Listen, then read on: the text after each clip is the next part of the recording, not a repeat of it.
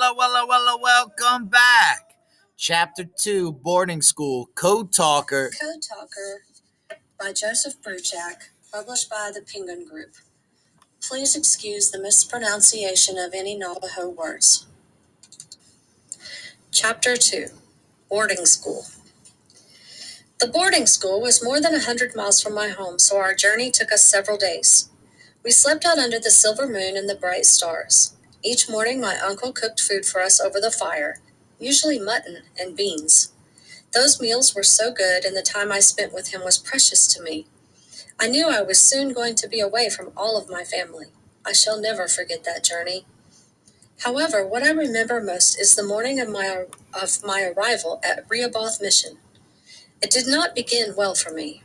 As soon as my uncle reached the gate of the school, like all the other parents and relatives who had traveled far to bring their children there, he was told that he had to go. He patted me one final time on my shoulder, stroked his mustache with his other hand, and nodded slowly.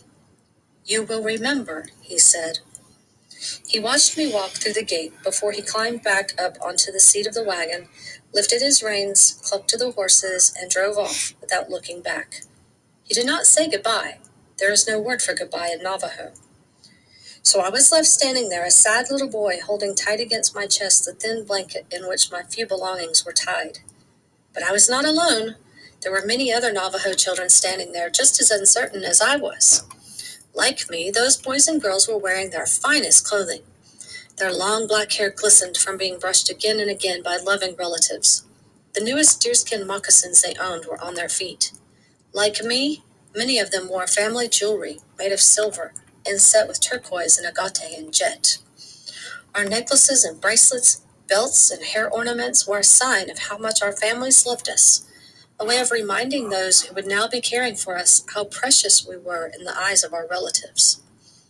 Suddenly, as if everyone had remembered their manners all at once, we began to introduce ourselves to each other as Navajos are always supposed to do. We said hello, spoke our names, told each other our clans and where we were from. As you know, our clan system teaches us how we were born and shows us how to grow. By knowing each other's clan, the clan of the mother that we were born to, the clan of the father that we were born for, we can recognize our relatives. Yatie, a tall Navajo boy with a red headband, said to me, "Hello, I am Many Horses. I am born to Bitter Water Clan and born for Towering House. My birthplace is just west of Chinle, below the hills there to the west." Hearing his polite words made me feel less sad, and I answered him slowly and carefully, "Yatie, I am Kiyaji. I was born for Mud Clan and born to Towering House. My birthplace is over near Grants. I am the son of Gray Mustache." A round-faced girl, wearing a silky shawl, stepped closer to me and bowed her head. "Hello, my relative," she said. "I am Dawn Girl. I, too, was born to Mud Clan. I am born for Corn Clan." It was not always easy for me to understand what those other boys and girls were saying. Even though we all spoke in Navajo, we had come from many distant parts of Dinétah. In those days, our language was not spoken the same everywhere by every group of Navajos. But despite the fact that some of those other children spoke our sacred language differently, what we were doing made me feel happier and more peaceful. We were doing things as our elders had taught us. We were putting ourselves in balance. Suddenly, a huge white man with a red face appeared on the porch above us. "Be quiet," he roared at us in English. Even though most of us could not understand the words he shouted, we all stopped talking. For a moment, before we remembered it is impolite to stare, we all looked up at him. Many of us had seen white people before when we went to the trading post with our elders. Almost every trading post was run by white men. Most of them also had their wives and families with them. Because there were no other kids around, those Peligana boys and girls often played with the Navajo children.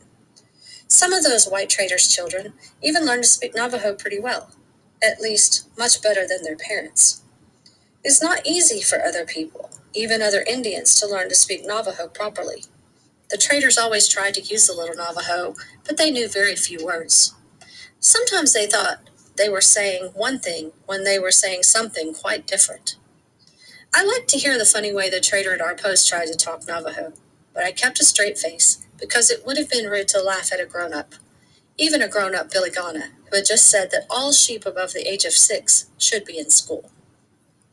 However, even though most of us had seen white men before, none of us had ever seen one like that red-faced white man who yelled at us on my first day at the boarding school.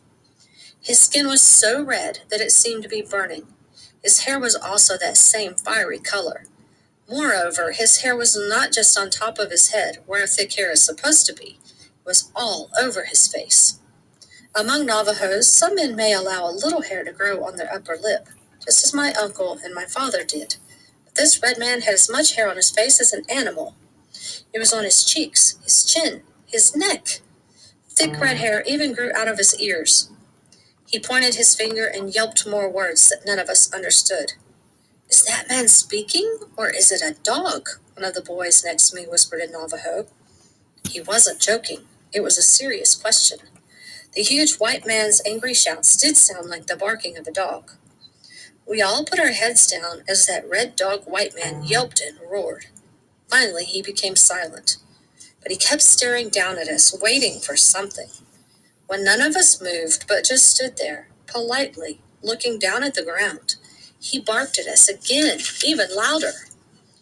We did not realize that he was ordering us to lift up our faces. We could not understand that he was telling us we must look at him to pay attention. None of us yet had learned that white people expect you to look into their eyes, the way you stare at an enemy when you are about to attack. Among Billiganas, the only time children look down is when they are ashamed of something. "What does he want?" a girl whispered in a frightened voice. "He seems angry enough to eat us." A dark-skinned man with a kind face walked up to stand beside the big red white man. The red white man growled something at him, and the dark-skinned man nodded. Then he turned to us. "Yatie, my dear children," he said in Navajo in a comforting voice. "My name is Mr. Jacob Benali. I am born to Salt Clan and born for Arrow Clan." That was when all of us realized this dark-skinned man was Navajo. We had not even thought he was any kind of Indian at all before he spoke. It was not just because he was dressed like a white man, but because his hair was so short. He wore no hat, and you could see that all his hair had been cut off close to his scalp. We had never seen a Navajo man with such short hair.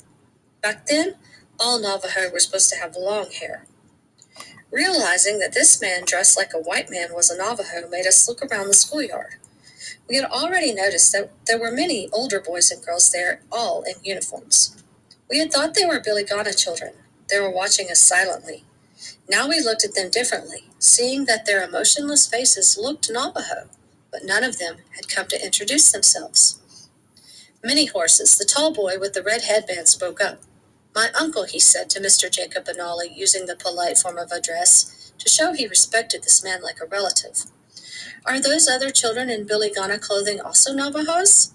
"Yes, my nephew," Mr. Jacob Benali said, "but I am sorry that I must now tell you something. Listen well. You are forbidden to speak Navajo. You must all speak in English or say nothing at all." All of us stood there in silence. Most of us did not know any words in English. Those who did know some English words were so shocked that they could not remember any of them. Finally, Mr. Jacob Benali helped us. "Children," he said in Navajo, "here is a word of greeting that you can say. Watch how I hold my mouth and then repeat after me. Hello, hello." All of us did as he said. We opened our mouths and made those two sounds. Hello, hello, hello. We hoped that this kind Navajo man would stay with us and keep talking Navajo. His job as an interpreter, though, was for 1 day and 1 day only. After that, he went back to working in the stables and speaking broken English. The only way left to us was to speak English. Thinking back on it years later, I see now that it was a good policy in one sense. In the weeks that followed, we learned English much more quickly because we could not use our native tongue.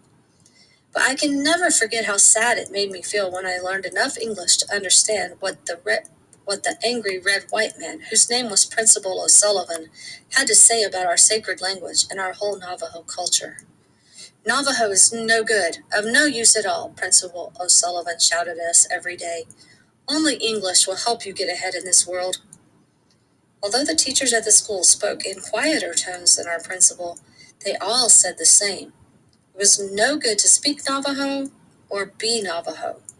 Everything about us that was Indian had to be forgotten. Ooh, rough. And not right.